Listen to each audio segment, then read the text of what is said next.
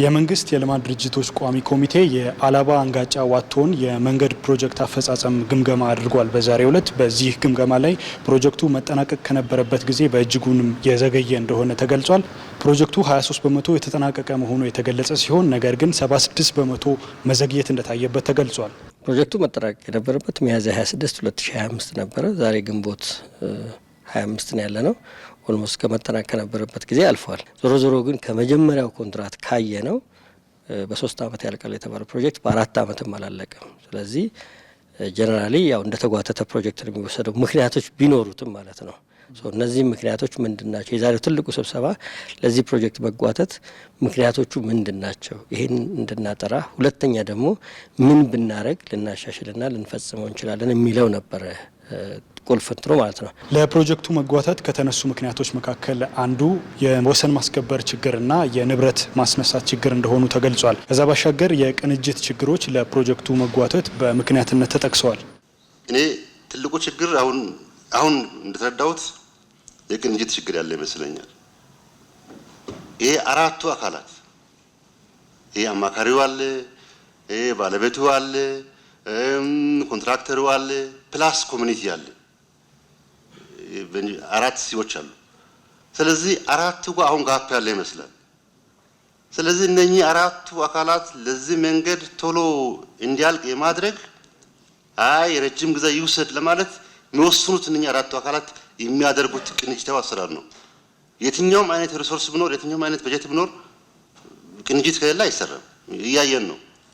ዊዝን በተወሰነ አመት ባልሞላ ጊዜ ውስጥ እኮ የሚያልቁ ፕሮጀክቶች አሉ። ይህም ፕሮጀክት ስንገመግመው ከ10 ኖሌጅ ኤሪያዎች ውስጥ ወደ 6ቱ ያህል ፌል አድርጓል ማለት ነው። የቅንጅት አስተዳደሩ ትክክል አልነበረም።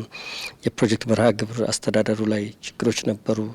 የፕሮጀክት ዋጋ አስተዳደር፣ የፕሮጀክት ሀብት አስተዳደር፣ የፕሮጀክት ባለድርሻ አካላት አስተዳደር፣ የፕሮክሪመንት አስተዳደር ወይም የግዢ አስተዳደር የምንለውና ከምንም በላይ ደግሞ የፕሮጀክት ሪስክ ማኔጅመንት ትኩረት ያልተሰጠው ኤሪያ ነበር። ከዛ አንጻር ፕሮጀክቱ ላይ እነዚህ ልምምዶች በአግባቡ አለመተግበራቸው ለፕሮጀክቱ ውድቀት ምክንያት ሆናል ብለን ወስደናል።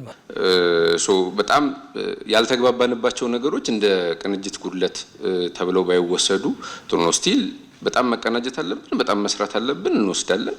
ግን ማንግባባባቸው ነገሮች እኛም የሆነ ቦታ ላይ ሆነን ያንን ነገር አይተነው ነው ኮንትራክተሩም በራሱ አንግል አይቶት ነው እና አለመግባባቶቻችን በተለይ ከፕራይስ ጋር ነው። ሌላ አሁን ከተነጋገርናቸው ነገሮች በጠቅላላ እኔ ራይት ኦፍ ማንሳት አለብኝ የኛ ኃላፊነት ነው ስል ወስጃለሁ ኦር እንደ ክሊያንት ወስደናል። ይሄን ተነጋግረን የተስማማንበት ጉዳይ ነው። ኮንትራክተሩ መስራት ያለባቸው ስራዎች አሉ ብለን ስንል ተነጋግረናል። ግን ከዋጋ ጉዳይ ጋር ያለውን ነገር ብዙ ኢምፕሊኬሽኖች ስላሉት የኢትዮጵያ ኮንስትራክሽን ስራዎች ኮርፖሬሽን ይህንን ፕሮጀክት ለማጠናቀቅ ተጨማሪ ገንዘብ እንደሚያስፈልገው የገለጸ ሲሆን የምክር ቤት አባላት በበኩላቸው ይህንን ፕሮጀክት ለማጠናቀቅ ተቋማቱ በጋራ መስራት እንዳለባቸው አሳስበዋል። የዋጋ ንረት አለ። ኮንትራክተሩ የሚጠይቀው በዋጋ ንረት ተጎድቻለሁ የሚላለ ውሉ ላይ የዋጋ ንረትን ደግሞ የሚስተካከልበት የራሱ የአሰራር ስርዓት አለው። ያ የአሰራር ስርዓት በትክክል የዋጋ ንረቱን አልሸፈነልኝም የሚል ጥያቄ ነው ኮንትራክተሩ ያለው። የዋጋ ንረቶችን የሚቋቋሙበት የራሱ የውል ማሻሻያ ስርዓቶች አሉ። ለምሳሌ ላይ ዛሬ ላይ ብንወስድ በፊት ለገባው የ1 ብር ዋጋ 4 ብር ነው እየተከፈለ ያለው። 4 እጥፍ የዋጋ ንረት አለ ብሎ ነው የሚያስበው ውሉ ማለት ነው። በመጀመሪያው ዋጋ አይደለም የሚከፈለው። ስለዚህ ይሄ 4 ብር ያዋጣዋል ወይስ አያዋጣውም ነው የሚለው የሚታየው ከከረንት ማርኬት አንጻር ማለት ነው። እሱን ቁጭ ብሎ ካልኩሌሽን መስራትና መወያየት ይፈልጋል።